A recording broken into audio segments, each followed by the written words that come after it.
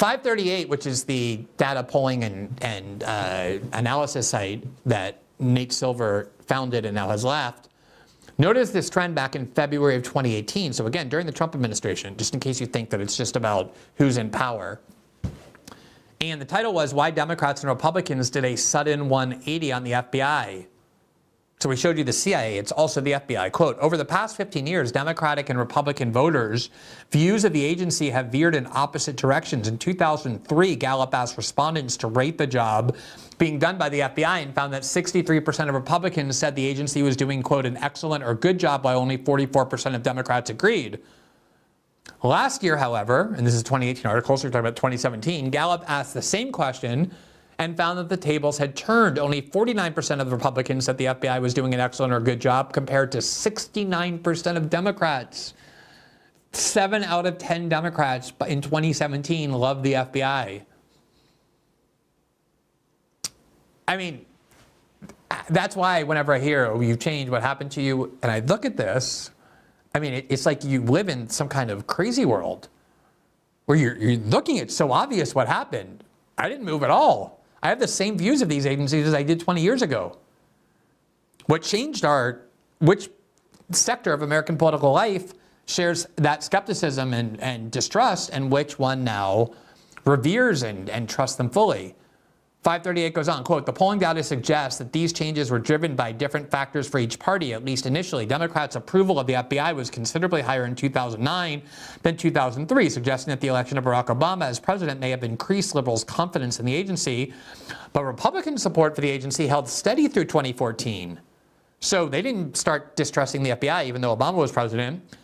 But that support among Republicans abruptly fell when the question was asked again in 2017. Separate polling conducted by Pew, which tracks whether Americans have favorable or unfavorable opinions of an array of government institutions, found that Democrats' outlook on the FBI grew considerably rosier over the course of the Obama administration. Pew's findings for Republicans show a more muted decline in support of the FBI.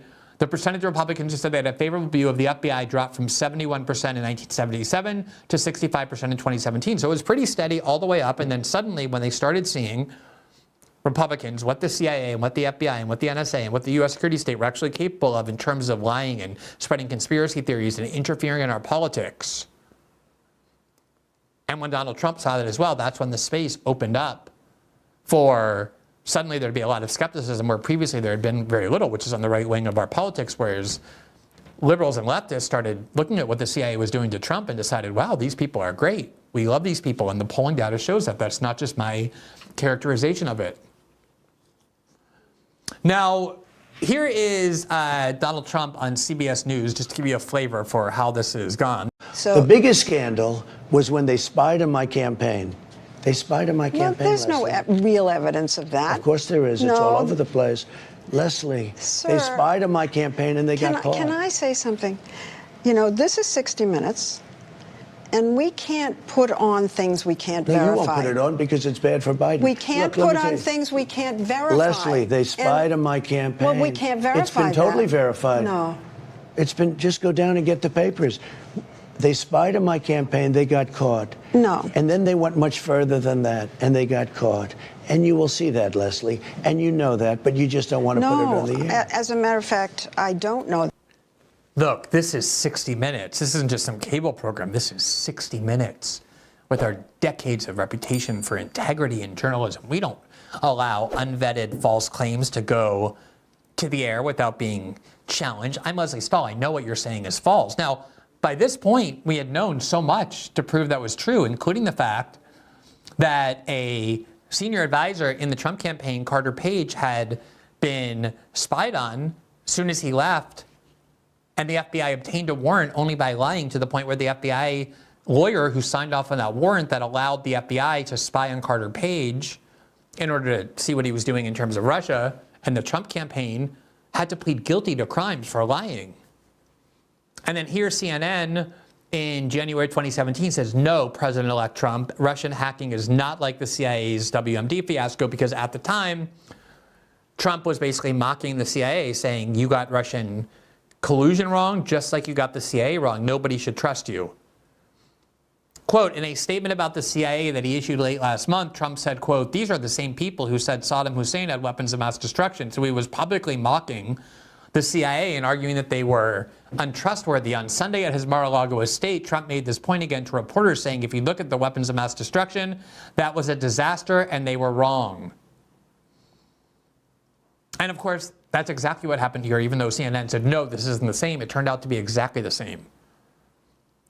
Let's remember that the conspiracy theory that the CIA and the FBI concocted and spread to media outlets who gave themselves Pulitzers for reporting it, the core conspiracy theory was the conspiracy between the Trump campaign on the one hand and the Russian government on the other to hack into those emails and alter the election.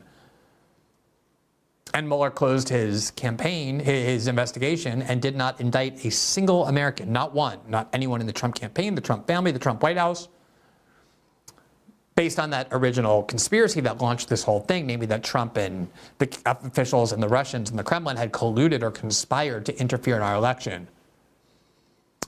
Michael Horowitz was the Justice Department's IG, which is the Investigator General, and he is responsible for basically being this kind of outsider force to every cabinet department has an IG who's supposed to be independent, who investigates scandals, and he was there to do that for the Justice Department.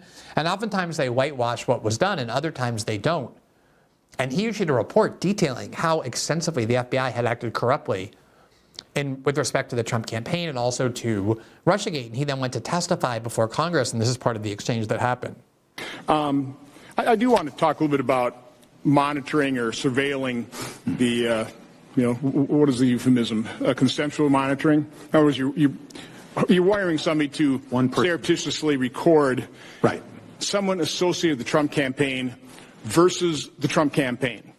I think it's a difference without a distinction, but there's a distinction because there's a difference in terms of what authority, what approvals the FBI would have to get, correct? Correct. That's the reason for the distinction, but I agree with you. There's varying degrees here of what occurred. So they were trying to be pretty scrupulous about saying, oh, we're not surveilling the campaign. We're just surveilling people associated with campaigns. So what ended up happening here is, as you said, and we'll try and what they did was they took individuals, informants that were signed up informants for the FBI, wired them up so they could be recording conversations they had without the person they were speaking with knowing that they were being recorded. That's, in essence, what a consensual monitoring is. Sounds really close. It really sounds really close. I mean, the FBI takes people who are communicating with the Trump campaign and puts secret wires on them and sends them to go talk to the Trump campaign so they can listen to what people in the Trump campaign are saying. Obviously, that is spying on the Trump campaign, as is fraudulently obtaining a FISA warrant by lying to the FISA court in order to get it, to spy on a associate of the Trump campaign as well. And that's everything that the FBI did.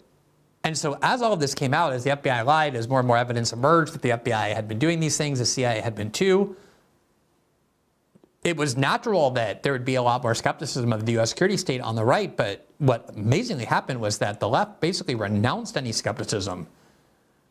And I know if there are leftists here, they would say, oh, no, we don't love the CIA.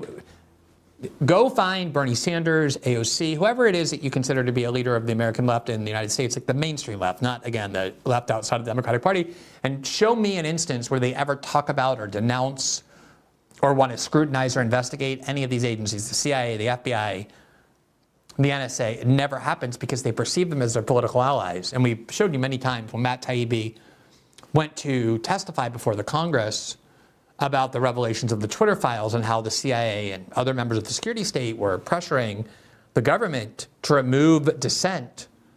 Every Democrat on that committee defended the CIA to the point where Colin Allred, who's now running for senator against Ted Cruz in Texas, told Matt Taibbi that he was a conspiracy theorist for thinking that the CIA was up to no good. And in fact, he should consider that the people who work in these agencies are good, upstanding patriots who are only censoring for our own good. That is absolutely the ethos of the Democratic Party now. Thanks for watching this clip from System Update, our live show that airs every Monday through Friday at 7 p.m. Eastern, exclusively on Rumble. You can catch the full nightly shows live or view the backlog of episodes for free on our Rumble page. You can also find full episodes the morning after they air across all major podcasting platforms, including Spotify and Apple. All the information you need is linked below. We hope to see you there.